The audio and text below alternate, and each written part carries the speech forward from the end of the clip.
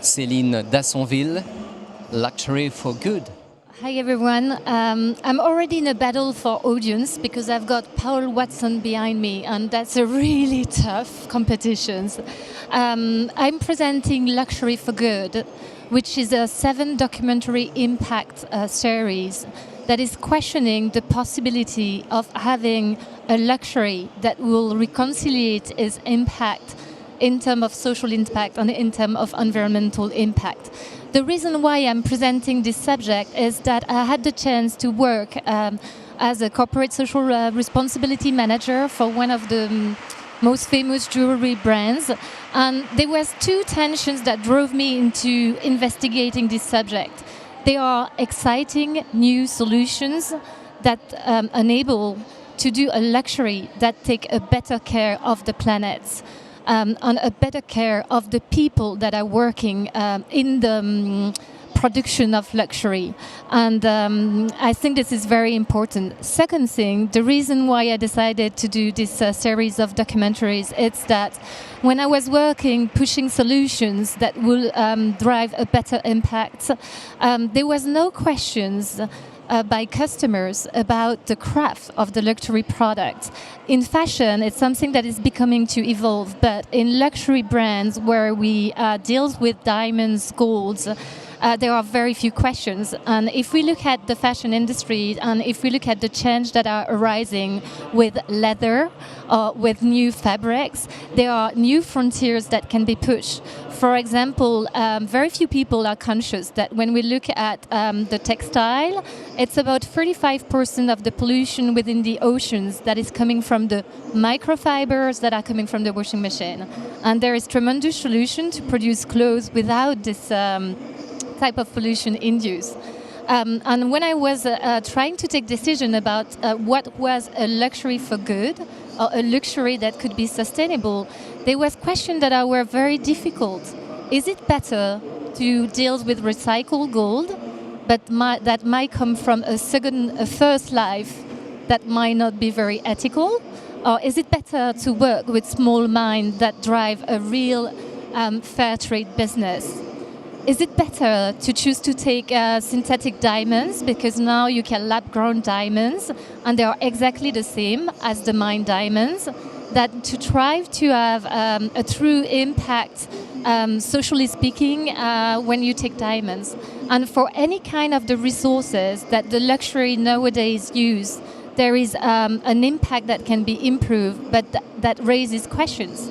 For example, when Jean-Paul Gaultier or Chanel say, I will stop exotic skins, everyone claps. But then what do you take instead of exotic skins?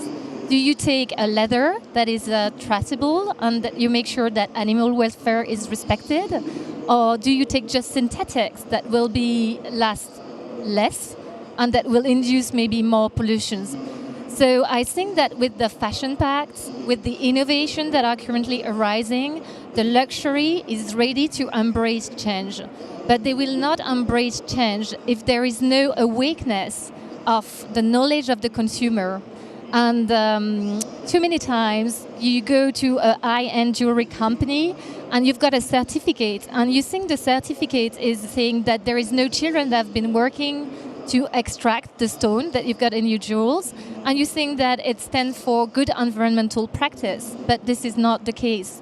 So far, the legislation is very loose, and I think that it's a subject for impact documentaries because they are changed to drive in the regulations, they are changed to drive in the consumptions, and they are changed to drive for a better impact. Currently, I'm a writer, so I've been spending a year and a half working on the subject. There is 7 documentaries. Let me understand how I can push my...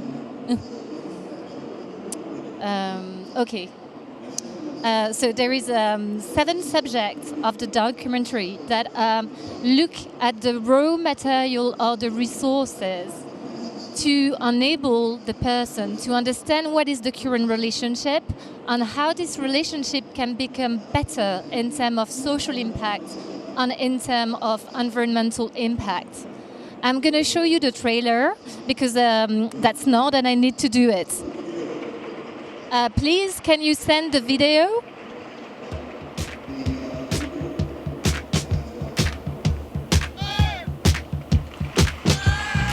Luxury for good? Today, luxury is an institution.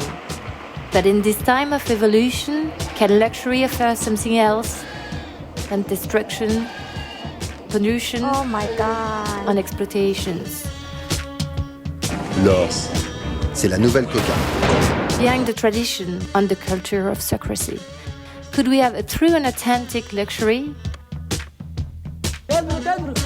Could we consider nature and humanity as the real luxury? Y esas personas van a tener secuelas indefinidas e irreversibles. Y para el mercurio no usan protección, ni guantes ni nada. Behind anecdotic claims on micro-initiative, could we have a fair, circular, transparent and responsible luxury? It's like a new material category. The young generation, it's the modern way of living. Could we give back a conscience to its resources? Diamond, gold, colorstone, skins, fabrics, craftsmen, and philanthropy. Listening to the 7 confessions of luxury resources to shape a luxury for good.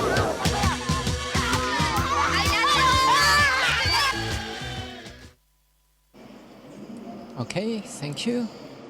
Have you got some questions?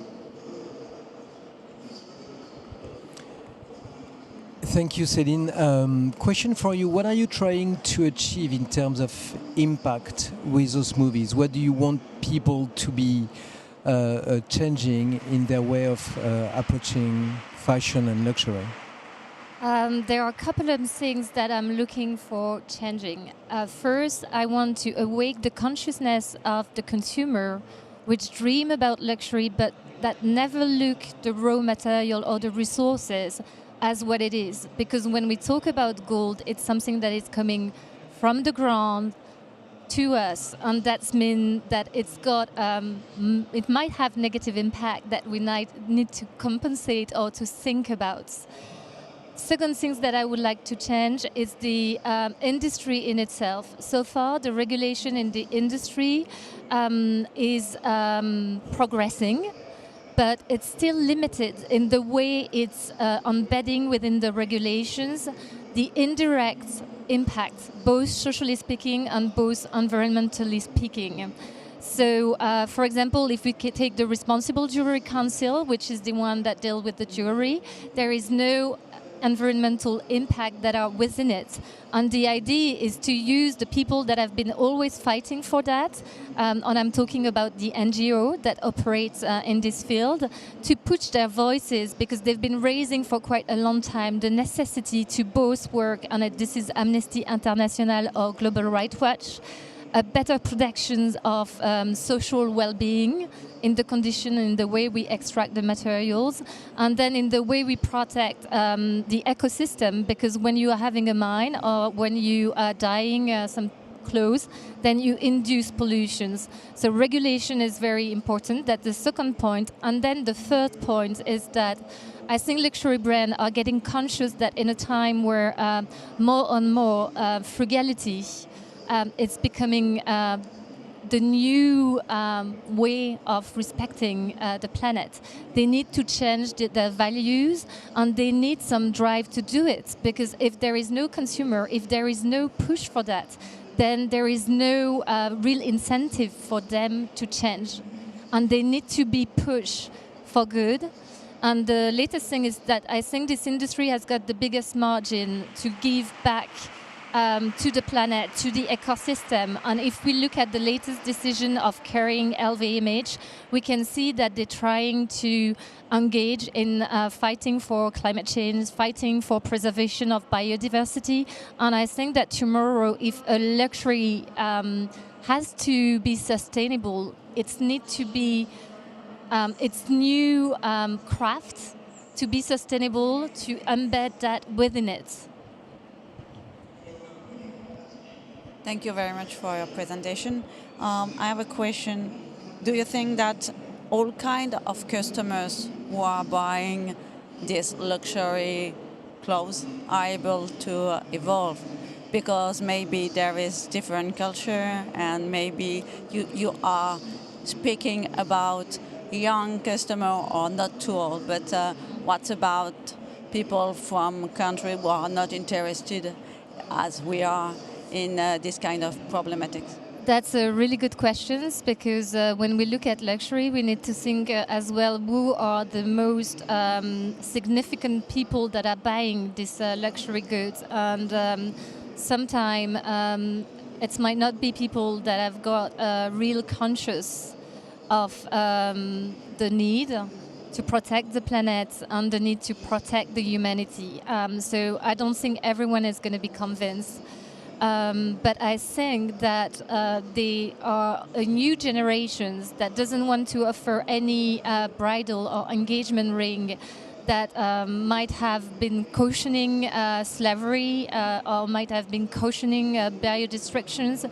And I think that we can craft this new luxury with the millenniums, and more I see people engaging in that.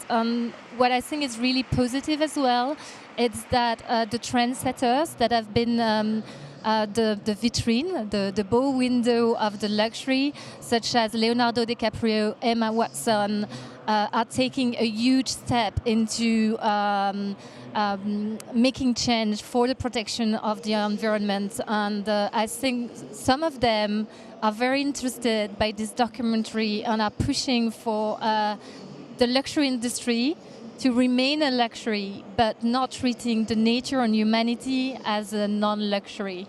Yes, but it's very interesting what you answer. And what's about circular economy? Do you think that luxury industry able to go to be a very circular economy model or not? And can you be able to, I don't know the name, to put this question into your documentary? So circular is part of the business models and the change that drive a new impact. In fact, circular economy is not so far away from luxury, because at the beginning, goods are made to last long and not be changed all the time. So it's going back to the roots of what was luxury before it became an industry. For example, the intention is to have, when we talk about fabrics, working with Ellen MacArthur Foundations, which is doing tremendous work to innovate so that there is circularity, for example, on the fabrics, so that we reuse cotton, but we can as well shift away from cotton and take the orti. I don't know how you say it in English, but so it's really part of it. And then the second thing is that luxury needs to move ahead, because there is more and more new business model with a rent the runaway, which is basically you don't need to own the luxury, you can rent it. And the rental of luxury is just skyrocketing, and it's skyrocketing in China and in a couple of places. And maybe in the future, then you will just hire some luxury item for the sake of one, but then it will remain something that will be circular in the way it can be with people. So it's at the core of it. Okay, thank you. We have time just for last question. Hi again, thanks for your presentation. So I'm sorry if I didn't get when you mentioned what you were looking for. Are you looking for a partner in production and distribution? What is it you're looking for right now? Production and distributions. I've been writing, I would say for the 7th documentary, I've been already talking with the people that are likely to be part of it. I've been for a year and a half having this discussion, investigating new solutions and making contact. The first two, which is the diamond and the gold, they've been into detailed synopsis phases, so they're already fully scripted. I didn't know that you had to do that, but I learned, and I work with someone that advises me on how to do it. And in terms of production, I'm not yet fully equipped. And the idea is that the craft of this documentary is need to be quite in the same code as the way the luxury express itself, to make sure that luxury group will be as well part of it. So that make it a bit expensive with my intention in terms of direction, but the subject needs to go out, and I think it's the right time to issue this type of subjects. Thank you very much, Céline. Thank you.